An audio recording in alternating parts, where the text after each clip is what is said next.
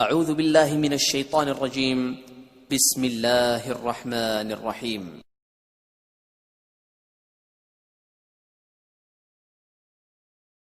ہارون رشید نے ایک دفعہ اپنی بیوی کو غصے میں کہہ دیا اگر تو نے آج رات میرے ملک میں گزاری تو تمہیں 3 طلاق۔ غصے میں کہا، پھر اس کو خیال آیا کہ یہ میں نے کیا کہہ دیا، اب اس کو طلاق سے کیسے بچاؤں۔ تو اس نے علماء کو جمع کیا کہ میں نے اپنی بیوی کو یہ کہہ دیا ہے، اب کیا شکل ہے کہ طلاق نہ ہو۔ تو کاش ایک ہی شکل ہے کہ تیرے ملک سے نکل جائے، پھر ہی طلاق سے بچے گی۔ اور اس کا ملک تو کراچی بھی تھا، میرا ضلع ملتان بھی تھا، دیپال پور کشمیر تک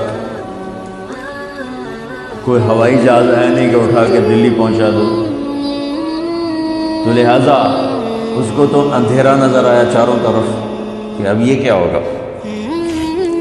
تو وہ کہنے لگا کوئی ابو حنیفہ کے شاگردوں میں ہے، تو قاضی ابو یوسف رحمۃ اللہ علیہ غیر معلوم سی شخصیت تھے، غریب کے بیٹے تھے، باپ مر گیا، ماں کام پہ بھیجتی، یہ راستے میں امام صاحب کی مجلس میں بیٹھتے اور انہی کے ہو کے رہ گئے۔ تم جو کام کے بغیر آتے تو ماں پٹائی کرتی، کام کے لیے جاتے تو جی نہ کرتا اور وہاں کے بیٹھ جاتے۔ تو ایک دن ان کی ماں آ گئی امام صاحب کی مجلس، کہنے لگی تو مالدار آدمی ہے، کھاتا پیتا ہے، تیری روٹی تو چلتی ہے، یہ غریب یتیم ہے کیوں اس کو برباد کرتا ہے، اس کو کوئی ہنر سیکھنے دے، کوئی روٹی کمانے والا بن جائے، مجھ بیوہ کا بھی کام چل جائے۔ وہ ایک دم فرمایا امام صاحب نے کہ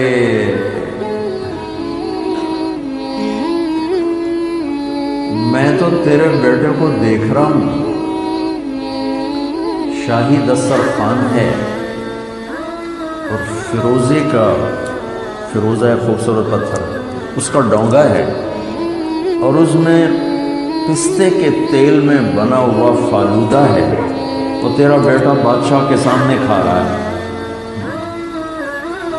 وہ کہنے لگی انک شیخ قد خرفت، عمر تیری زیادہ ہو گئی ہے تو اس لیے بہکی بہکی باتیں کرتا ہے، عقل آگے پیچھے ہو گئی نا، بوڑھا ہو گیا تھا۔ بات آئی کہ وہ امام صاحب نے اس دن سے ان کا خرچہ باندھ دیا، وہ خرچہ دے دیتے، ان کا گھر چلتا، یہ چلتے رہے 17 برس اپنے استاد کے ساتھ، 17 برس۔ اب یہ واقعہ پیش آ گیا۔ اس سے پہلے ایک واقعہ پیش آتا ہے کہ یہ ناجائز تجاوزات بڑے زمانے سے ہیں۔ ایک یہودی نے گلی تنگ کر دی، دیوار آگے بڑھا دی، یہودی تھا، تکڑا مالدار، یہ غریب، تو انہوں نے آ کر کہا کہ بھئی یہ ہم غریبوں کا راستہ ہے گزرنے کا، تم نے دیوار آگے بڑھا دی ہے تو مہربانی کرو اپنی جگہ پہ دیوار رکھو۔ تو اس نے آگے بڑے تکبر سے کہا جس دن تو پالکی میں بیٹھ کر آئے گا تو میں دیوار اپنی پیچھے ہٹا دوں گا۔ تو غریب آدمی تو یہ پالکی اس وقت ایک بڑی سواری سمجھی جاتی تھی جسے غلام اٹھاتے تھے، غریب دھوبی کا بچہ یہ کہاں سے پالکی۔ یہ واقعہ ہو کے گزر گیا۔ ہارون والا قصہ پیش آ گیا تو وہ پوچھتا ہے کہ ابو حنیفہ کے شاگردوں میں کوئی ہے؟ انہوں نے کہا ہاں ایک ہے، یعقوب، وہ بلاؤ۔ ابو یوسف رحمۃ اللہ علیہ آ گئے، علماء کی مجلس اسی طرح قائم ہے۔ ہارون پوچھتا ہے کہ میں نے اپنی بیوی سے یوں کہا ہے کہ اگر تو نے آج رات میرے ملک میں گزاری تو تمہیں 3 طلاق، تو کوئی راستہ ہے کہ یہ طلاق نہ ہو؟ تو امام صاحب نے بغیر سوچے فرمایا ہاں، رات مسجد میں گزارے طلاق نہیں پڑے گی۔ تو سارے علماء نے ایسے سوالیہ نظروں سے دیکھا کہ کیسے نہیں پڑھے. تو امام صاحب نے فوراً یہ آیت پڑھی وَأَنَّ الْمَسَاجِدَ لِلَّهِ وَأَنَّ الْمَسَاجِدَ لِلَّهِ. مسجدیں اللہ کی ہیں، ہارون کی حکومت سے باہر. تو اس کی جان میں علماء نے بھی اس استدلال کو تسلیم کیا، رد نہیں کیا کہ نہیں یہ غلط. سب نے تسلیم کیا کہ ابو یوسف صحیح جگہ پہنچے. تو اس نے بیگم کے لیے وہاں رات شب گزاری کا انتظام کیا اور ساتھ ہی حکم دیا کہ 1,00,000 درہم نقد ہدیہ دیا جائے اور پرچہ لاؤ.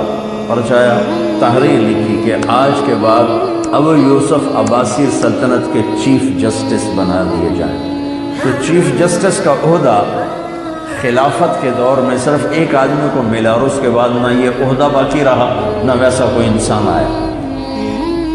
جب یہ چلنے لگے گھر تو فرمایا نے ہارون نے کہا ٹھہرو پالکی لاؤ.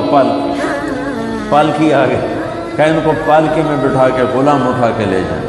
غلام اٹھا کے لے جا رہے ہیں. جب اپنی گلی کے ایک کنارے پر آئے تو کہنے لگے پالکی یہاں رکھ دو. پالکی یہاں رکھ دو. کہ وہ یہودی کو بلاؤ. وہ کہ یہودی کو بلا کے لائے. دیکھا تو ابو یوسف پالکی میں بیٹھے. کہ دیکھ لیا میں پالکی میں آ گیا ہوں نا، اب ہمارا راستہ کھلا کر دو. میں کہیں میں کھلا کر دیتا ہوں. تو یہ چند ایک باتیں تو مسجد کے حوالے سے ہیں. رجل معلق بالمساجد، جس آدمی کا دل مسجد سے اٹکا رہتا ہے، مسجد میں لگا رہتا ہے، اللہ اس کو عرش کے سائے کے نیچے جگہ نصیب فرمائے. بسم اللہ الرحمن الرحیم. اللہم صل علی